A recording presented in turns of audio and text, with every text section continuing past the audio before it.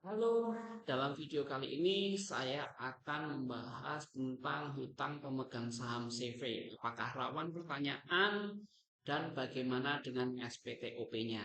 Oke, sebelum saya jawab lebih detail, saya akan memberikan gambaran terlebih dahulu ya, teman-teman ya, buat CV pribadi dan juga badan. Jadi terkait dengan bentuk badan usaha. Nah, kenapa kok CV itu masih berkaitan dengan SPTOP, kalau PT itu enggak? Jadi ada beberapa hal yang menjadi dasar ya.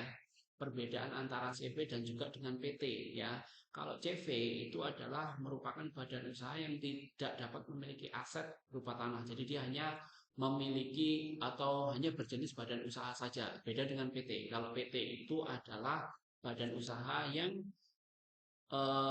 berbadan hukum, jadi dia memiliki kekuatan hukum tetap gitu ya. Jadi lebih independen. Makanya di PT dan juga dengan di CV itu beda. Ketika ada urusan perpajakan gitu ya dan juga pertanggungjawabannya itu PT lebih lebih aman karena dia memang berbadan hukum gitu ya. Dan CV sendiri, kenapa kok dia itu masih ada berkaitan dengan pribadi gitu ya, terutama pada di kepemilikan modal ya. Berkaitannya ada di kepemilikan modal di mana PT itu terbagi atas saham, sedangkan CV itu juga masih belum ya. Jadi hanya apa lebih ke declare bahwa modal saya di CV itu sekian. Nah, selain itu berkaitan juga dengan dividen ataupun preferred ya, teman-teman ya. Jadi kalau di PT itu dividen itu dikenakan pajak 10%. Jadi clear di situ ya. Kalaupun pengen pajaknya 0% itu harus skema reinvestasi ya, diinvestasikan. Beda kalau misalnya CV. CV itu untuk kebutuhan pribadinya, jadi untuk pengambilan keuntungannya ke pribadi itu 0%. Jadi masih dibebaskan dari objek pajak. Jadi tidak termasuk objek pajak, teman-teman. Makanya kenapa kok CV itu masih ada berkaitannya dengan pribadi, karena hal itu, karena di pembagian keuntungannya pun tidak dikenakan pajak. Jadi ketika kewajiban perpajakan di CV itu pasti ada berkaitan juga dengan pribadinya gitu. Nah, sesuai Undang-Undang Nomor 7 Tahun 2008 gitu ya. Jadi keuntungan yang sudah saya jelaskan tadi privé gitu ya, itu memang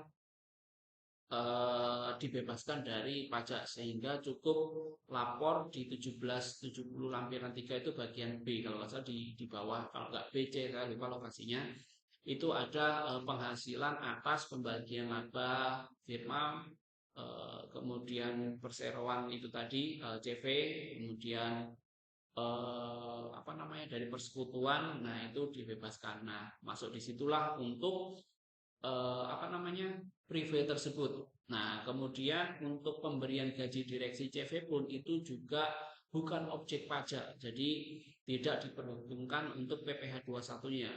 Terlebih lagi direksi yang memiliki saham di CV itu, saham atau mungkin keikutsertaan permodalan ya di CV tersebut gitu. Jadi itu nanti tidak akan masuk ke perhitungan PPh 21 melainkan masuk ke privé. Makanya itu kenapa CV itu ketika bermasalah secara perpajakan pasti yang pribadi juga ikut masuk ataupun ikut apa ya terkena dampak gitu. Jadi kalau misalnya ada hutang piutang itu pasti SPT pribadinya secara tidak langsung pasti berdampak gitu. Kurang lebih itu ya dari video yang bisa saya jelaskan. Terima kasih.